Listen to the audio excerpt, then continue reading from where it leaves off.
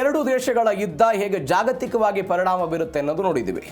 ಆದರೆ ಅಮೆರಿಕಾದಂಥ ಒಂದು ದೊಡ್ಡಣ್ಣನನ್ನು ಎದುರು ಹಾಕಿಕೊಳ್ಳೋದು ಒಂದು ಸುಲಭವಾದ ಮಾತಲ್ಲ. ಅದು ಯಾವುದೇ ದೇಶ ಆಗಿರಲಿ. ಈ ಕಾರಣಕ್ಕಾಗಿ ಅಮೆರಿಕಾದ ಮಿತ್ರತ್ವವನ್ನು ಬಯಸುವುದಕ್ಕೆ ಜಾಗತಿಕವಾಗಿ ಬೇರೆ ಬೇರೆ ದೇಶಗಳೆಲ್ಲ ಬಯಸ್ತವೆ. ಆದರೆ ಇದೀಗ 1947 ಅದಕ್ಕಿಂತ ಮೊದಲು ಯಹೂದಿಗಳು ಮತ್ತು ಅಮೆರಿಕನ್ನ ನಡುವೆ ಒಂದು ದೊಡ್ಡ ಮಟ್ಟದ ಸಂಬಂಧ ಇತ್ತು. ಆ ಸಂಬಂಧ ಇಸ್ರೇಲ್ ಎನ್ನುವಂಥ ಒಂದು ದೇಶ ಅಸ್ತಿತ್ವಕ್ಕೆ ಬಂದ ನಂತರವೂ ಕೂಡ ಕಂಟಿನ್ಯೂಟಿ ಆಗ್ತಾ ಇತ್ತು. ಅದು ಸಾಂಸ್ಕೃತಿಕತೆ, ಅದಾದ ನಂತರ ಆರ್ಥಿಕ ಪಾಲುದಾರಿಕೆ, ಅದಾದ ನಂತರ ರಕ್ಷಣಾತ್ಮಕವಾದಂತಹ ಸಂಬಂಧ, ಬೇರೆ ಬೇರೆ ಕಾರಣಕ್ಕಾಗಿ. ಆದರೆ ಇದೀಗ ಇಸ್ರೇಲ್ ಅಮೆರಿಕಾದ ಸಂಬಂಧವನ್ನು ಕಳೆದುಕೊಳ್ಳುವುದಕ್ಕೆ ಮುಂದಾಗಿದೆಯಾ ಎನ್ನುವಂತಹ ಚರ್ಚೆಗಳು ಜಾಗತಿಕ ವಲಯದಲ್ಲಿ ಚರ್ಚೆ ಆಗ್ತಾ ಇದೆ. ಯಾಕಂದರೆ ಬೆಂಜಮಿನ್ ನೆತನ್ಯಾಹು ಕೊಟ್ಟಿರುವಂತಹ ಒಂದು ಹೇಳಿಕೆ ಅದಕ್ಕೆ ಪುಷ್ಟಿ ನೀಡುವಂತಿದೆ. ಅವರು ಭಾರತವನ್ನು ತೋರಿಸುವ ಮುಖಾಂತರ ಅಮೆರಿಕಾಗೊಂದು ಎಚ್ಚರಿಕೆಯನ್ನು ಕೊಟ್ಟಿದ್ದಾರೆ. ಹಾಗಾದರೆ ಇಸ್ರೇಲ್ ಇಷ್ಟು ದಿನಗಳ ಕಾಲ ಅಮೆರಿಕಾದ ಮಿತ್ರತ್ವವನ್ನು ಬಯಸಿ ಹೋಗಿತ್ತು. ಆದರೆ ಇದೀಗ ಇರಾನ್ ಎನ್ನುವಂಥ ಒಂದು ದೇಶದ ಕಾರಣಕ್ಕಾಗಿ ಇಸ್ರೇಲ್ ಅಮೆರಿಕಾದಿಂದ ದೂರ ಆಗ್ತಾ ಇದೆಯಾ? ಭಾರತ ಮತ್ತು ಇಸ್ರೇಲ್ಗಿರುವಂಥ ಐತಿಹಾಸಿಕ ಸಂಬಂಧಗಳೇನು?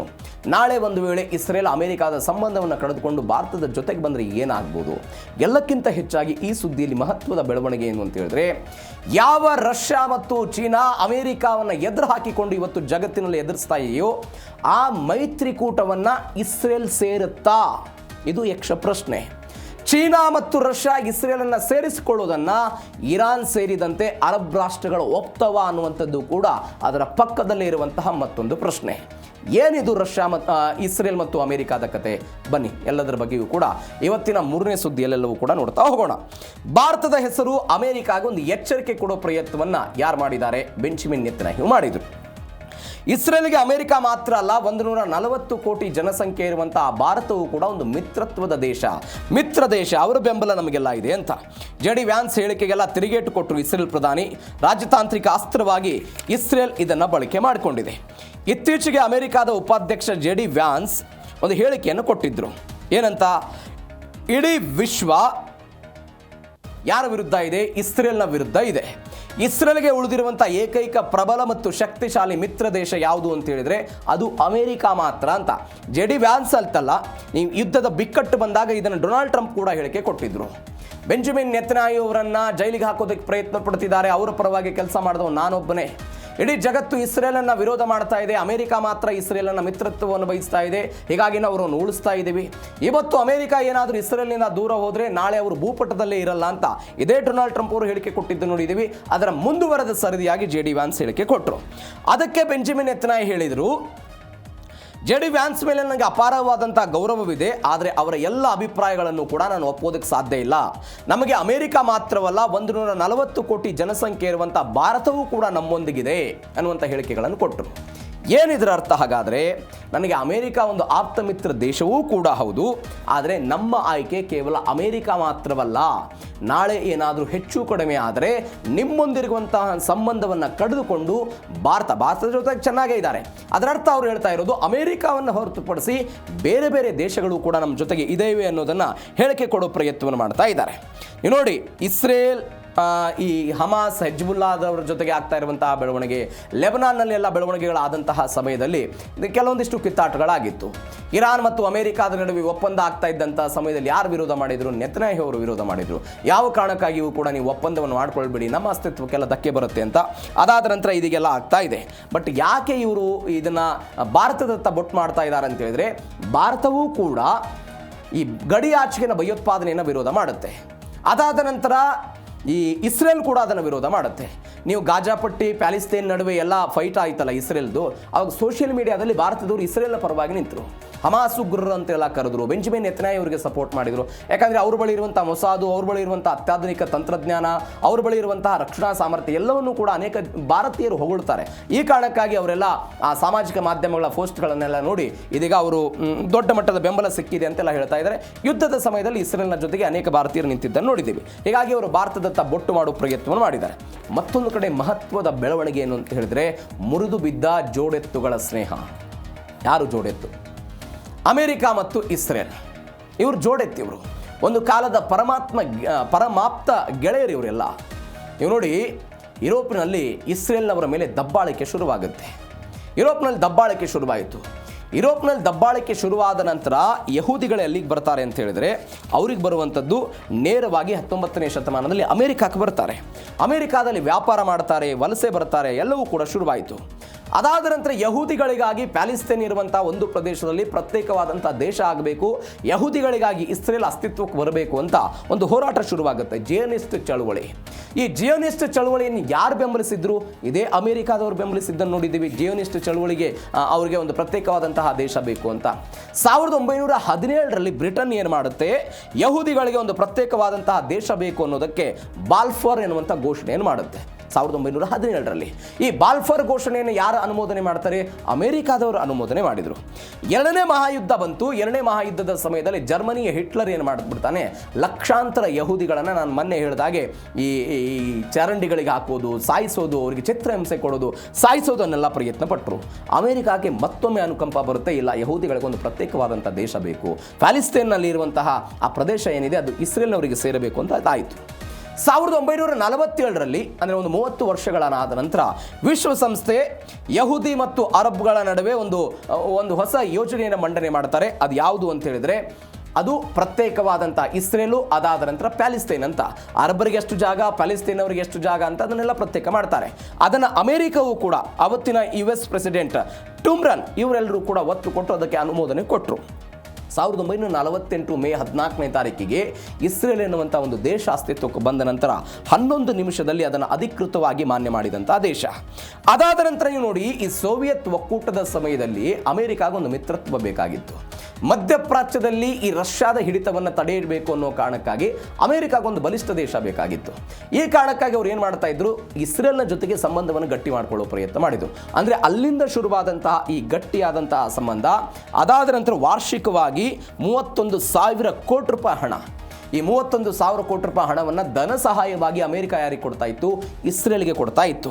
ಅದಾದ ನಂತರ 1967ರ ಯುದ್ಧದ ಬಗ್ಗೆ ನಾನು ಹೇಳಿದ್ನಲ್ಲ, ಈಜಿಪ್ಟ್ ಅದಾದ ನಂತರ ಬೇರೆ ಬೇರೆ ಅರಬ್ ಕಂಟ್ರಿಗಳ ನಡುವೆ ಇಸ್ರೇಲ್ ಏಕಾಂಗಿಯಾಗಿ ಹೋರಾಟ ಮಾಡಿ ಅವತ್ತು ಯುದ್ಧವನ್ನು ಗೆದ್ದರು. ಅಮೆರಿಕಕ್ಕೆ ಅದು ಕೂಡ ಹಿಡಿಸ್ತು. ಈ ಕಾರಣಕ್ಕಾಗಿ ಮಿತ್ರತ್ವವನ್ನು ಬಯಸಿದರು. ಆದರೆ ಹೀಗೆ ಶುರುವಾದಂಥ ಈ ಜಂಟಿ ಬಾಂಧವ್ಯ ಇವತ್ತು ಮುಗಿಯುವ ಹಂತಕ್ಕೆ ಹೋಗ್ತಾ ಇದೆ. ಅದಕ್ಕೆ ಬೇರೆ ಬೇರೆ ಕಾರಣಗಳು, ಅದರಲ್ಲಿ ಇರಾನ್ ಯುದ್ಧವೂ ಕೂಡ ಒಂದು ಅನ್ನೋದನ್ನು ನಾವು ಅಲ್ಲಗಳೆಯುವಂತಿಲ್ಲ. ಮತ್ತೊಂದು ಬೆಳವಣಿಗೆ ಏನು ಅಂತ ಹೇಳಿದರೆ, ಇದೇ ವಿಚಾರದಲ್ಲಿ ಇಸ್ರೇಲ್ ಪಾಲಿಗೆ ಭಾರತವೇ ಇದೀಗ ಹೊಸ ಭರವಸೆಯಾಗಿ ಕಾಣ್ತಾ ಇದೆ. ಇಸ್ರೇಲ್ ಮತ್ತು ಭಾರತದ ಸಂಬಂಧ ಅನೇಕ ವರ್ಷಗಳಿಂದ ಗಟ್ಟಿಯಾಗಿರುವುದನ್ನು ನೋಡ್ತಾ ಇದ್ದೀವಿ. ರಕ್ಷಣೆ, ಸೈಬರ್ ಭದ್ರತೆ ಇದೆ, ಕೃಷಿ ಕ್ಷೇತ್ರದಲ್ಲಿ ಅಲ್ಲಿಯ ನೀರಾವರಿ ಬಗ್ಗೆ ನಮ್ಮದೇ ಕರ್ನಾಟಕದ HD ಕುಮಾರಸ್ವಾಮಿ ಅವರ ಸರ್ಕಾರ ಇದ್ದಾಗ ಇಸ್ರೇಲ್ನ ಹನಿ ನೀರಾವರಿ ಕೃಷಿ ಅಧ್ಯಯನವನ್ನು ಮಾಡೋದಕ್ಕೆ ರೈತರ ತಂಡಗಳನ್ನೆಲ್ಲ ಕರೆದುಕೊಂಡು ಹೋಗಿದ್ದನ್ನು ನಾವು ನೋಡಿದ್ದೀವಿ. ಆ ರೀತಿಯಾದಂತಹ ಸಂಬಂಧ ಇತ್ತು. ಇದೀಗ ಅಕ್ಟೋಬರ್ 7ರ ಹಮಾಸ್ ದಾಳಿಯ ಬೆನ್ನಲ್ಲೇ ಬೆಂಬಲವನ್ನು ಪ್ರಧಾನಿ ನರೇಂದ್ರ ಮೋದಿ ಅವರು ಕೊಟ್ಟಿದ್ದನ್ನು ನೋಡಿದ್ದೀವಿ. ಹಾಗಾದರೆ ಹೆಂಗಿತ್ತು ಭಾರತ ಮತ್ತು ಇಸ್ರೇಲ್ನ ಸಂಬಂಧ? 1947-48ರ ಈ ಆಸುಪಾಸಲ್ಲಿ ಭಾರತ ಒಂದು ಅಲಿಪ್ತ ನೀತಿಯನ್ನು ಅನುಸರಣೆ ಮಾಡ್ತಾ ಇತ್ತು. ಅದಾದ ನಂತರ ಜವಾಹರ್ಲಾಲ್ ನೆಹರು ಅವರು ಏನು ಪ್ರಧಾನಿಯಾಗಿದ್ದರು, ಸ್ವಲ್ಪ ವರ್ಷಗಳ ಕಾಲ ನಾವು ಆ ದೇಶವನ್ನು ಮಾನ್ಯ ಮಾಡಲಿಲ್ಲ. ಎಲ್ಲಿ ತನಕ? 1950ರ ತನಕ 2-3 ವರ್ಷಗಳ ಕಾಲ ಮಾನ್ಯ ಮಾಡಲಿಲ್ಲ. 1950ರಲ್ಲಿ ಭಾರತ ಏನು ಮಾಡುತ್ತೆ, ಒಂದು ದೇಶವಾಗಿ ಅದನ್ನು ಮಾನ್ಯ ಮಾಡುತ್ತೆ. ಅಲ್ಲಿಂದ 1992ರ ತನಕವೂ ಕೂಡ ಇಸ್ರೇಲ್ ಮತ್ತು ಭಾರತದ ನಡುವೆ ರಾಜತಾಂತ್ರಿಕ ಸಂಬಂಧ ಇರಲಿಲ್ಲ. ಯಾವಾಗ 1991ರಲ್ಲಿ ಈ ದೇಶದಲ್ಲಿ LPG ಪಾಲಿಸಿ ಬಂದು 92ರಲ್ಲಿ PV ನರಸಿಂಹರಾವ್ ಅವರು ರಾಜತಾಂತ್ರಿಕ ಸಂಬಂಧವನ್ನು ಅಧಿಕೃತವಾಗಿ ಆರಂಭ ಮಾಡ್ತಾರೆ. ಅಲ್ಲಿಂದ ಹಿಡಿದು ಇಲ್ಲಿಯ ತನಕ ಇಸ್ರೇಲ್ನ ಸಂಬಂಧ ಗಟ್ಟಿಯಾಗ್ತಾ ಬಂದಿದ್ದ ನೋಡಿದ್ದೀವಿ. ಇದು ಒಂದು ಬೆಳವಣಿಗೆ.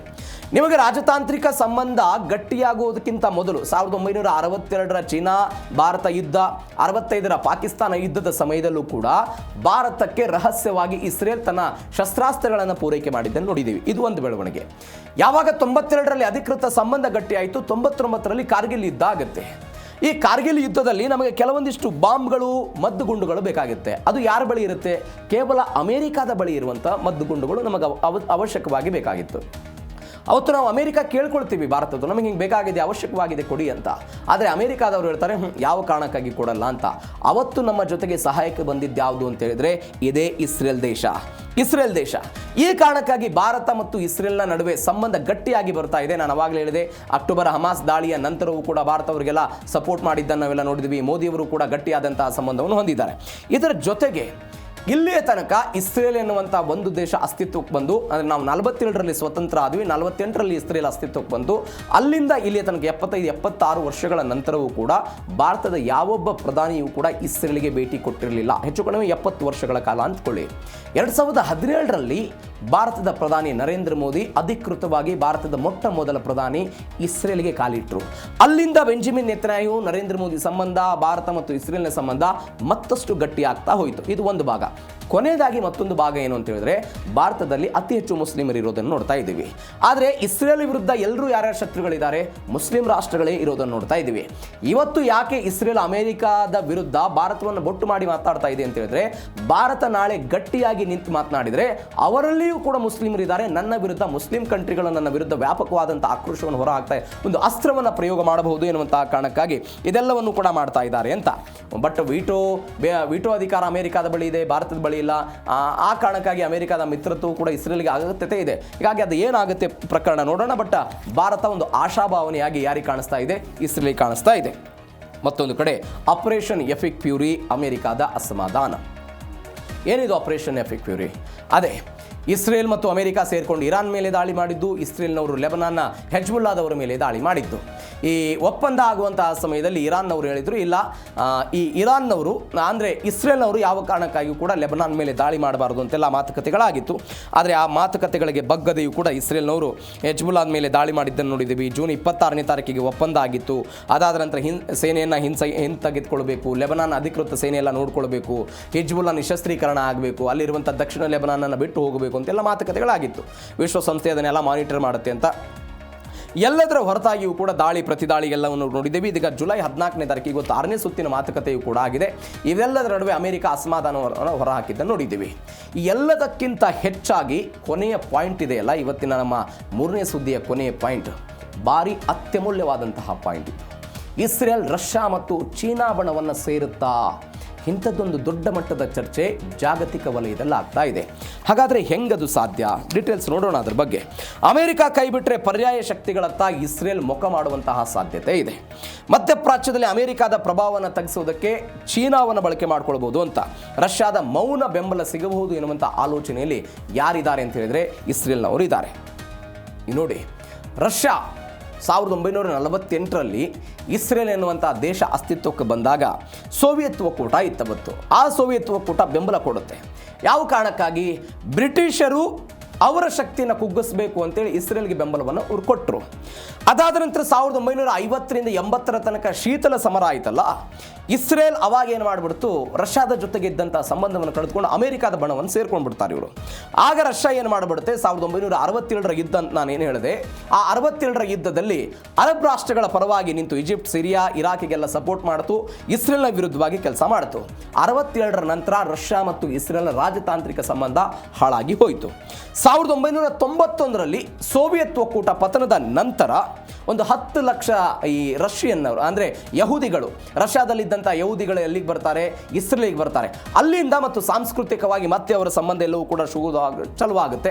ಅದಾದ ನಂತರ ಇದೀಗ ಪುಟಿನ್, ಅದಾದ ನಂತರ ಬೆಂಜಮಿನ್ ನೆತನ್ಯಾಹು ಇವ್ರ ನಡುವೆ ಸಂಬಂಧ ಎಲ್ಲ ಗಟ್ಟಿಯಾಗಿದೆ. ಈ ಕಾರಣಕ್ಕಾಗಿ ಅವ್ರ ಕಡೆ ಹೋಗ್ಬೋದು ಅಂತ.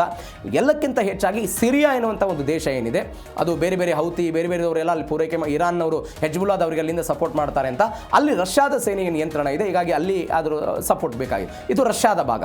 ಇನ್ನೊಂದು ಚೀನಾ 1980ರ ದಶಕದಲ್ಲಿ ಚೀನಾ ಏನಾಗಿತ್ತು, ಇಸ್ರೇಲ್ ನಡುವೆ ಸಂಬಂಧ ಯಾವುದೂ ಕೂಡ ಇರಲಿಲ್ಲ. ಆದರೆ ನಿಮಗೆ 1992ರಲ್ಲಿ ಇಸ್ರೇಲ್ ಮತ್ತು ಚೀನಾದ ನಡುವೆ ಅಧಿಕೃತ ಸಂಬಂಧಗಳೆಲ್ಲವೂ ಕೂಡ ಶುರುವಾಗುತ್ತೆ. ಆದರೆ 2000ನೇ ಇಸ್ವಿಯಲ್ಲಿ ಏನಾಗುತ್ತೆ, ಅಮೆರಿಕ ಅಂದರೆ ಇಸ್ರೇಲ್ ಚೀನಾಗೆ ಕೆಲವೊಂದಿಷ್ಟು ರಡಾರ್ಗಳನ್ನು ಕೊಡ್ತಾ ಇರ್ತಾರೆ. ಅತ್ಯಾಧುನಿಕ ರೆಡಾರ್ಗಳನ್ನು ಚೀನಾಗೆ ಇಸ್ರೇಲ್ ಕೊಡ್ತಾ ಇರುತ್ತೆ. ಅಮೆರಿಕ ಬಂದು ಹೇಳ್ತು ಯಾವ ಕಾರಣಕ್ಕಾಗಿ ನೀವು ಕೊಡಬಾರ್ದು ಅಂತ.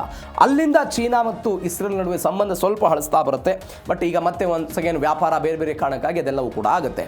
ಇದು ಸೇರಬಹುದು ಅನ್ನೋದಕ್ಕೆ ಒಂದು ಪಾಸಿಟಿವ್ ಪಾಯಿಂಟು. ಕೊನೆಯದಾಗಿ ಸೇರದೇ ಇರೋದಕ್ಕೆ ಕಾರಣ ಏನು? 2 ಮಹತ್ವದ ಕಾರಣ. ಸಿಂಪಲ್ ಆಗಿ, ಒಂದು, ಚೀನಾ ಮತ್ತು ರಷ್ಯಾದ ಬಳಿ ವಿಟೋ ಪವರ್ ಇದ್ದರೂ ಕೂಡ ನೀವು ಇತಿಹಾಸದಲ್ಲಿ ರಷ್ಯಾ ಮತ್ತು ಚೀನಾ ಈ ತನಕವೂ ಕೂಡ ತನ್ನ ವಿಟೋ ಪವರನ್ನು ಅರಬ್ ರಾಷ್ಟ್ರಗಳ ಪರವಾಗಿ ಹಾಕಿದ್ದಾರೆ, ಇಸ್ರೇಲ್ನ ವಿರುದ್ಧ ಬಳಕೆ ಮಾಡಿದ್ದಾರೆ. ಆದರೆ ಅಮೆರಿಕ ತನ್ನ ಬಳಿ ಇರುವಂತಹ ವಿಟೋ ಪವರ್ ಅನ್ನ ಇಸ್ರೇಲ್ನ ಪರವಾಗಿ ಹಾಕಿದೆ, ಅರಬ್ ರಾಷ್ಟ್ರಗಳ ವಿರುದ್ಧವಾಗಿ ಅದು ಇರಾನ್ನ ವಿರುದ್ಧವಾಗಿ ಹಾಕಿದ್ದನ್ನು ನೋಡಿದ್ದೀವಿ. ಈ ಕಾರಣಕ್ಕಾಗಿ ಅಮೆರಿಕ ಯಾರಿಗೆ ಬೇಕು? ಇಸ್ರೇಲ್ಗೆ ಬೇಕು ಅನ್ನೋದು ಒಂದು. ಎರಡನೇದು, ರಷ್ಯಾ ಮತ್ತು ಚೀನಾದ ಜೊತೆಗೆ ಇರಾನ್ ಅತ್ಯಂತ ನಿಕಟವಾದಂತಹ ಸಂಬಂಧವನ್ನು ಹೊಂದಿದೆ.